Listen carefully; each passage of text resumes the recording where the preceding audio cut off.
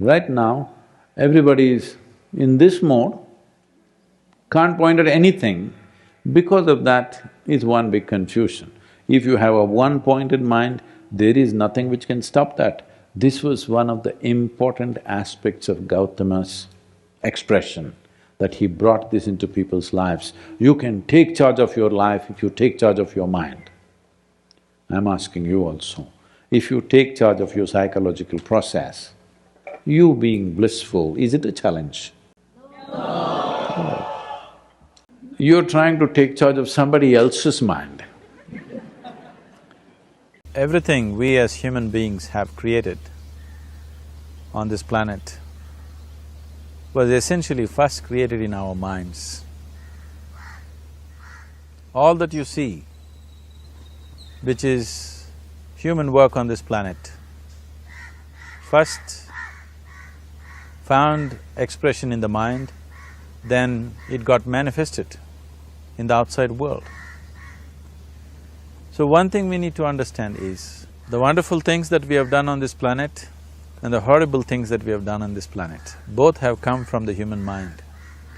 So if we are concerned as to what we create in this world, it's extremely important that first of all we learn to create the right things in our mind, how we keep our minds. If we do not have the power to keep our minds the way we want it, what we create in the world is also going to be very accidental and haphazard. So learning to create our minds the way we want is the basis of creating the world the way we want. In yoga, we always refer to an unestablished mind as markata, which means a monkey. Why we are referring to the mind as a monkey is, what are the qualities of a monkey? One thing about a monkey is, it's unnecessary movement. And another thing about the monkey is, if I say you're monkeying somebody, what does it mean? Imitation. Monkey and imitation have become synonymous. So these two essential qualities of a monkey are very much the qualities of an unestablished mind. Unnecessary movement, you don't have to learn it from the monkey, you can teach it to the monkey. And imitation is full-time job of the mind. So when these two qualities are on, a mind is referred to as a monkey. If you organize your mind to a certain level of organization, it in turn organizes the whole system. Your body, your emotion, your energies, everything gets organized in that direction. Once all these four dimensions of you, your physical body, your mind, your emotion and the fundamental life energies are organized in one direction, once you are like this, anything that you wish happens without even lifting a little finger actually. It would help to assist it with activity, but even without doing any activity, you can still manifest what you want if you organize these four dimensions in one direction and keep it unwavering in that direction for a certain period of time. Right now the problem with your mind is, every moment it is changing its direction.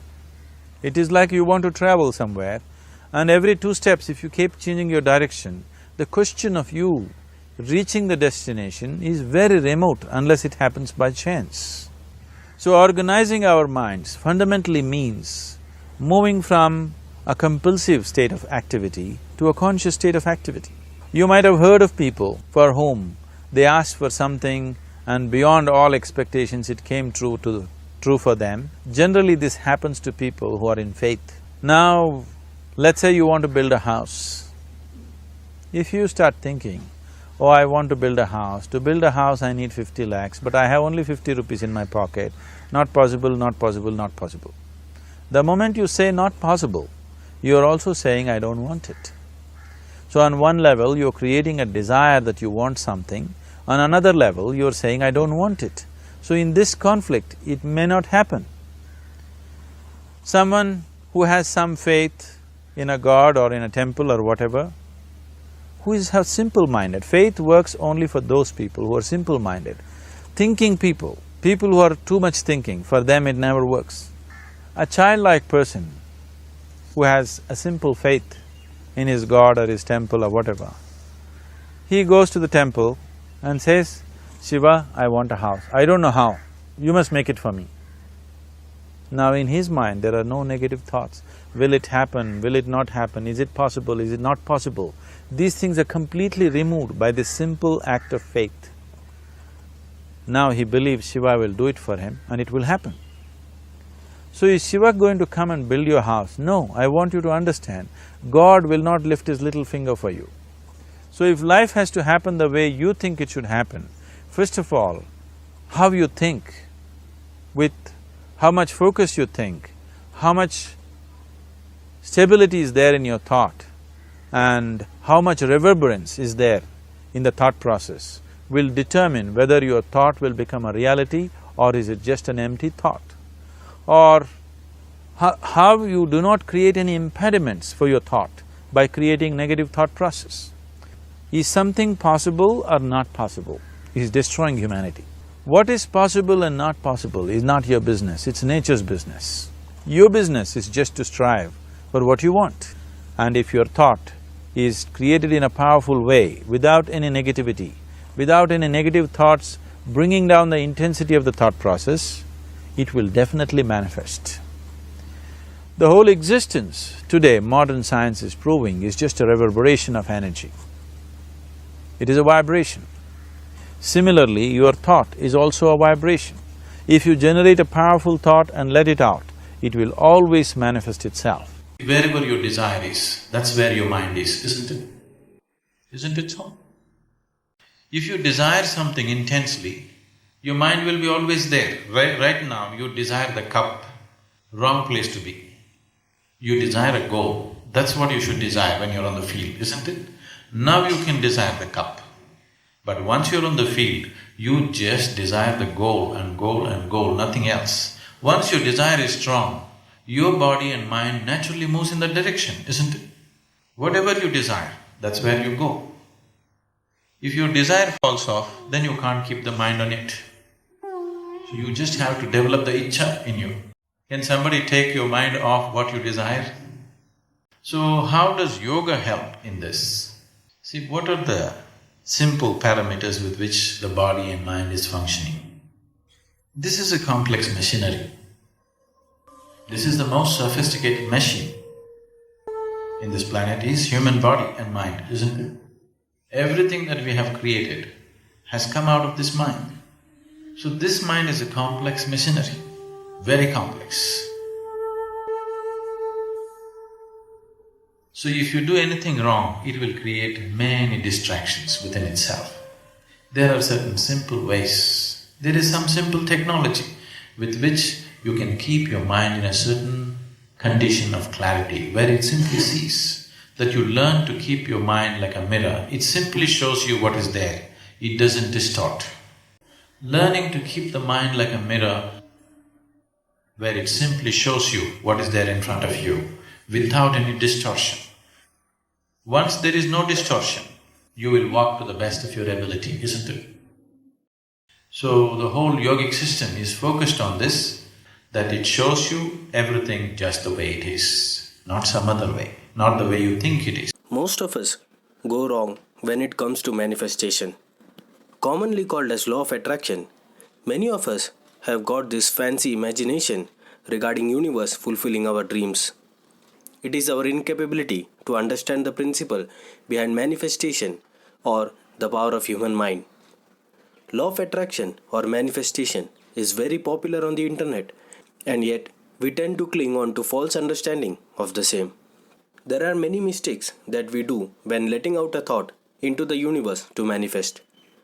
First of all is unclear desires. Failing to specify our needs or goals and constantly changing our goals sends mixed signals to the universe. Instead of vaguely imagining our success in mind, we need to be specific about how success would look like. Another important point to be noted here is that most of us do not focus on what we need, but alongside, we also focus on our fears and worries. Universe is just looking at what you are focused on and how you are feeling. So, it is crucial that we focus only on the positive aspects and avoid negative feelings within us. The next point would be regarding impatience. Manifestation requires patience and expecting instant result to frustration. It will also lead to loss of faith in the process. Not getting instant results will make you fall off from the thought that you are letting out into the universe, and instead you will become negative about the whole process. Self-doubt is also a common mistake. We as human beings are always at doubt regarding things that are not in our experience yet. We are ignorant of the many facets of life that is happening all around us. Along with self-doubt comes another thought process of how. This obsession as to how things will come out of for me, or how the universe will align itself for my goals or wish. This creates a lack of trust within us and limits our possibility to align with our thought. When it comes to manifestation, the universe would like to accompany your thought with consistent efforts. It would like you to consistently visualize and take aligned actions alongside affirmation. Over-attachment to results will also lead to failure in manifestation, since getting over-attached to results will create anxiety and desperation. Just focusing on our actions is key, and let the universe do its job. Emotional alignment is also an important factor when it comes to manifestation. An emotionally negative state will repel your desired outcomes. Finally, what matters the most is taking charge of your mind, body, and energies. And yoga will facilitate that for you. Yoga is aimed at taking charge of your own life. Once you are blissed out by yourself, everything will seem like a play. Those who are initiated by Sadhguru already know the power of yoga and meditation. And for those who have not yet done inner engineering or any other programs, it is time you get equipped and start your journey. So, what do you think about this video regarding manifestation? Did this video clear your thoughts regarding manifestation and law of attraction? Let us know in the comment section below. Sharing your views will also help in video reaching many more people. And if you are having trouble with negative thoughts or overthinking, then we will link that video in the description box below. Make sure you watch that video. Thank you for your valuable time. Namaskaram.